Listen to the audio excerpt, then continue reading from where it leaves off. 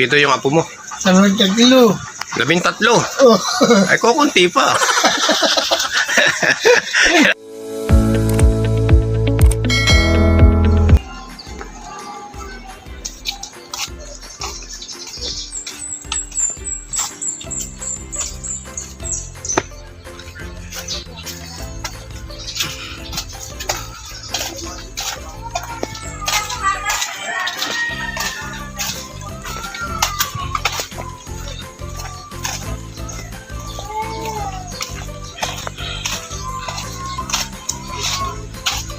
Oy, good morning. Oy, good morning. Kumusta ka na? Pinasya lang kita. Tayo gusto ko sana tayo makapagkape. Okay. Kumusta ka na? Ayos pa? Kalmasal ka na ba? Kalmasal ka na. Dapat pakapag tsokolate mo lang tayo. Teka, kukunin ko yung tsokolate natin.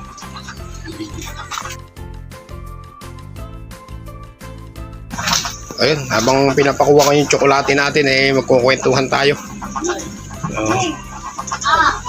Ano na, yung pakiramdam mo, may nagbago ba? Ganun pa rin. Ay, yung mata mo, hindi na talaga wala na, hindi na bumalik. Hindi na bumalik yung kanyang ano. Oo. Meron mo nagluluto. Oo. Nagluluto ka dikaw, dalawang kalan.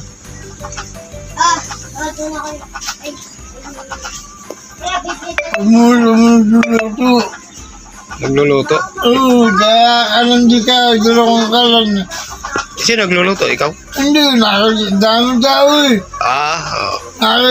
Daming tao. Sabi ko, bakit maraming tao mo nagluluto? Ano ko yun? Kala ko, ikaw pa yung nagluluto eh. Mamaya, pagsulsul mo ng kahoy dun sa sa apoy, yung kamay mo pala na iluto. Ay, hirap yung ganun.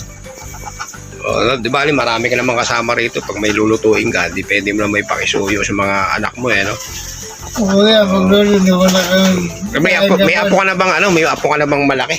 Yung nauutusan na, yung malaki na, yung pwede na magluto. 10 taon. Ayun, mauutusan na yun. Marunong na magluto yung gano'n. Kailangan nagluluto. Oo. Papaalalahanan mo lang kasi baka mamaya, siyempre bata yun mapasok. Noodles, sinaing. Ay, pag mga noodles sinaing lang, mainit na tubig, kayang-kaya na ng bata yun. Pwede niya na yung yun. Pwede niya nang gawin yun. Bumili, nahirapan na magkusumapa ko. Yung yung mga kamay mo, naka-recover na. Para nakita kita, naglalakad ka na naman sa labas ng araw. Di ba, nagkasalubong tayo? Oo. Nakapaglalakad ka na. Kailangan may tungkod. Oo. Kasi pa magong kanan, hindi ko magalaw ng ayos. Hindi mo may galaw ng ayos. Hindi ko na nung kalawa.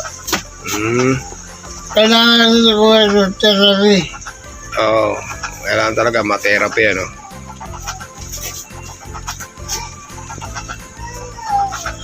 Dapat meron tayong extra money na gagamitin sa therapy.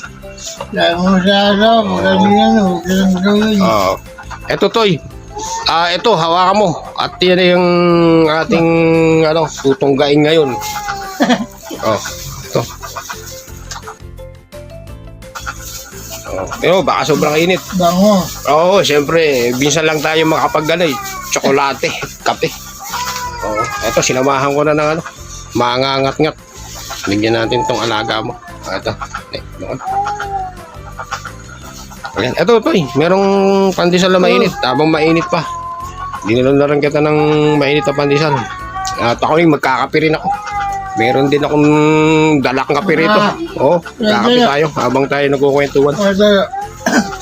Kumain ka lang bro. Baka naman na. Ayan pre, pagpasensya mo na muna yung Oh, ating ano? nakayanan pre. Aso, wala problema. Ay nakapag-almusal. Ayan. Kain ka lang para ano.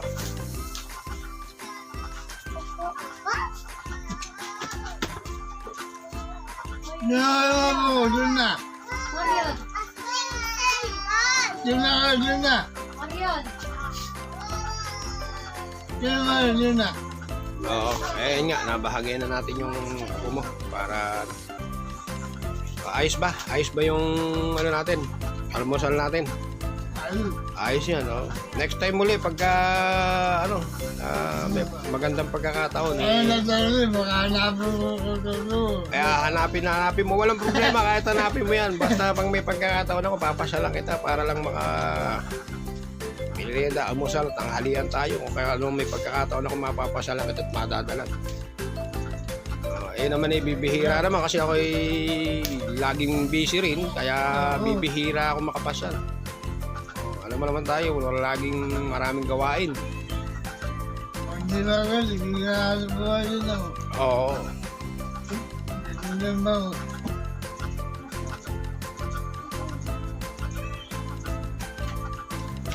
Wala na, hindi natin ako malulit. Huwag talaga sana ako makakalimulit. Huwag talaga makakalimulit. Yung ano mo rin, ano, pag-uusap mo pa rin, hindi pa na ano rin, talagang umano na siya, no? Talaga, hindi natin ganun.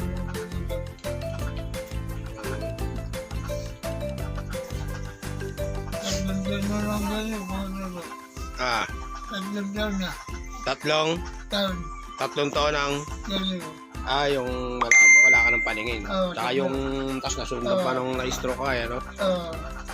Ganda mo eh. Lagi kang magpe-prayer bro, ayun na lang naman ang ating pag-asa dyan. Kasi, syempre, kaya dumadating yung pagkakataon na umiidad tayo, talagang nagkakaroon tayo ng mga karamdaman. Oo. Kaya kailangan magkape ka bro. Tayo may tinapay na mainit. Kumain ka lang habang ano pa tayo? Kukwentuhan.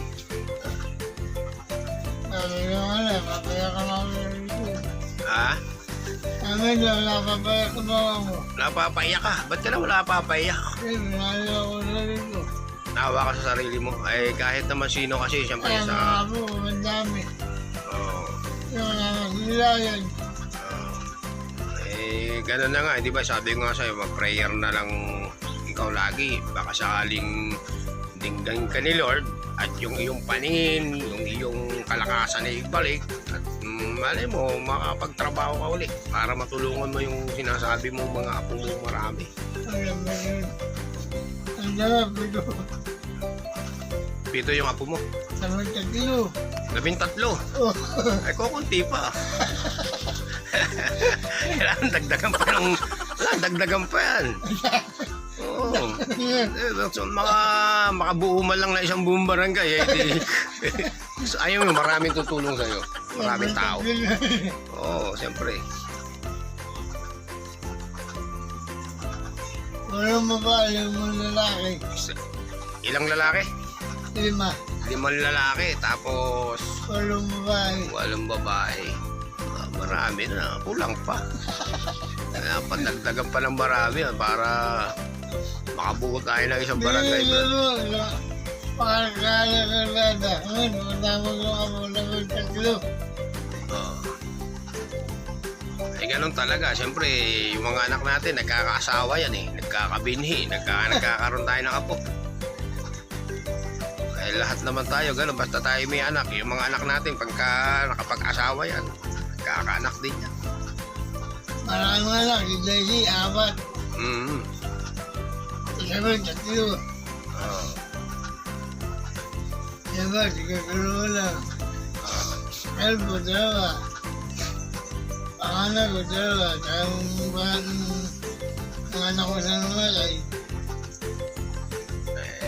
Madadagdagan pa yan bro, kasi mga bata pa yung mga anak mo ng asawa, di ba? Oo, hindi kasi mababata pa yan eh. Oo. Siyempre madadagdagan pa yan. Eh katulad niya. Kakayanin. Oh, katulad niya, may apo ka na 10 years old na. Konting panahon lang yan, malaki na naman yan. Baka abutin mo pa yung apo sa apo. Sana. Abutin mo pa yan. Basta lagi ka lang magpi-prayer. Tsaka kahit sa bagay, talaga naman kahit naman sinasabi mo nga na naiiyak ka na lang sa sarili mo. Dahil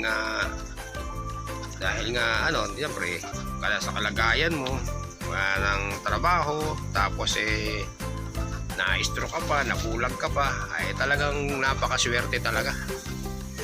Pero iawa ang Panginoon, bakit ba ano, basta tayo every pagising mo sa umaga magpasalamat ka na buhay ka pa kahit na medyo nabawasan tayo palingin, lakas. Malakas namin na. Sabayin mo lang kami.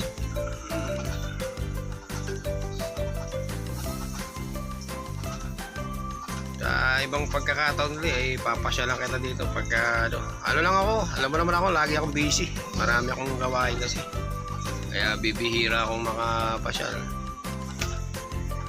Magkape ka lang habang malamig na yata yung kape natin. Nagdala rin ako ng aking kakapihin dito habang tayo nagkukwentuhan.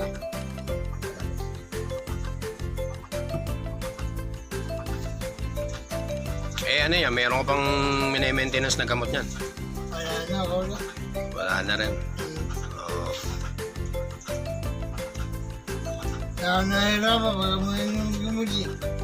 Wala ka mainom ng gamot. Yan, nahirapan ako. Bakit? Pag mainom ng gamot. Pag umiinom ka, lalo ka pang, ano ibig sabihin, yung gamot, may yung paglunok. Hindi, pag inainom ko, ano yung nahirapan? Lalo ka napapala. Baka yung gamot na nire-reseta sa'yo, ay yung iniinom mo, ay hindi tama para sa'yo. Baka naman yung kasi hindi ka nagpa-check up, tapos umiinom ka lang ng kung ano maisip mong gamot. Talaga may hirapan ka nun. Paano ka tulog? Gano'n po yun nga eh. Sa hospital ba yun? Parang iba yata yung nire-reseta sa'yo eh. Ano? Parang pampatodas yata, Brad. Ay kasi sabi mo, di ba, galing sa hospital. Pag ininom mo yan, syempre dapat. Ay baka malakas yung gamot. Baka. Oo, kasi dapat doon, pag ininom mo yun, galing sa hospital na syempre doktor ang magbibigay niyan. Maginhawa sa katawan niyan. Sumasakit yung ulo. Ay lalo palang sumasakit yung ulo mo. Parang kami na pagkabili mo, hindi ko nainom eh. Ay, hindi mo nainom. Nalakas Parang ako matotodas din eh. Lako na pa. Lako na nag-blood.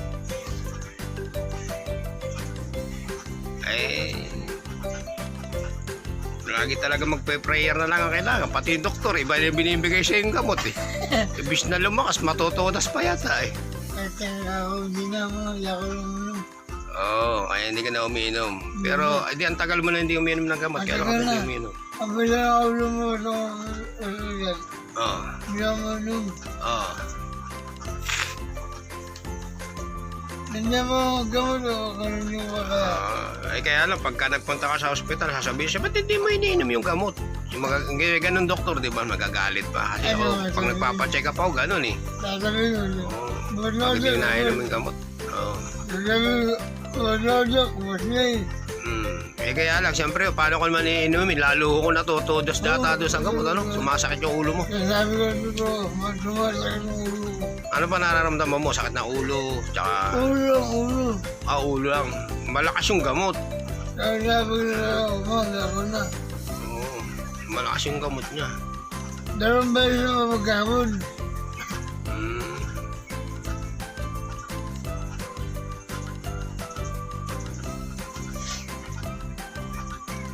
Hindi, dapat magpaano ka uli ng bago. Magpa-check ka uli ng bago. Ngayon, sabihin mo rin sa nag-check up na yung gamot na, dali mo yung mga kahit basyo ng gamot.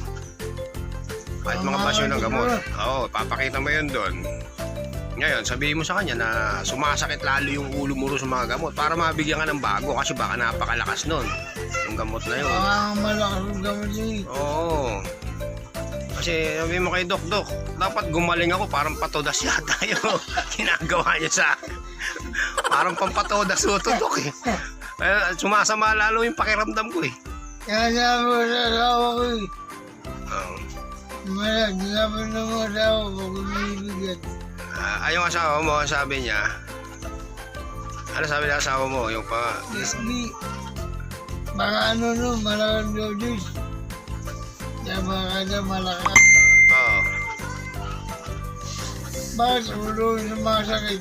Oo. Ay, malakas yung gamot. Kaya ganon. Malakas mo sa ating gamot. Mo, kalasi mo sa akin. Wala ng gamot na yun. Oo. Dapat doon magpaano ka uli. Tapos ano mo sa doktor na isang guni mo yung iniinom mong gamot. Saka madaming gamot ko ito. Madami. Maraming gamot. Baka sabay-sabay. Baka naman pinagsasabay-sabay mo. Magkawin. Sabihin dalawang gamot. Ganun talaga. Sino hindi sasakit ng ulo pagka ganun karami yung gamot? Sabihin dalawa. Magkawin. Patay tayo dyan. Parang pampatodas nga yata yun. Hindi yata. May ang dami naman. Baka mamaya, 12, isang subuan mo lang. Ay talagang Hindi pala magkawin. sakit sa ulo yun. Meron pang dalawang klase maliit, pampait. Sa ano yun siguro sa high blood, yun, di ba? Kung ano pa yung mga karamdaman mo, siyempre yun ang titirahin ng mga gamot na yun eh. Kaya lang sa sobrang dami ng gamot, ay talagang sasakit. Kahit naman ako walang karamdaman. Pag umiinom ako minsan ng, halimbawa, nagkaroon ako ng hindi magandang pakiramdam, dinoble ko yung gamot. Aba, parang mas umuugong din ang tenga eh, kasi pag sobrang nga sa gamot eh. Ay sa tenga mo, hindi naman umuugong. Pag umiinom ka, masakit lang yung ulo mo. Kasi may time na gano'n, pag umugong yan, sakit ang ulo mo. Sama talaga sa pakiramdam yan. Awag niyo sula.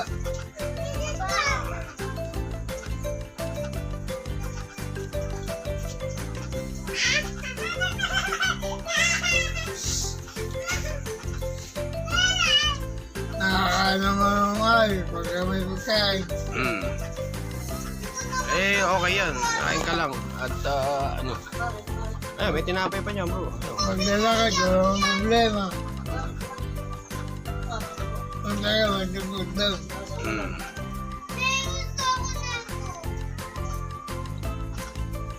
Sa ibang ano ulit, bro. Sa ibang pagkakataon, papasyalan kita uli rito. At magme-merienda tayo. O anong oras ako mapunta? Tanghalian or ano. Pero bago ako umalis, siyempre, bibigyan kita ng ano.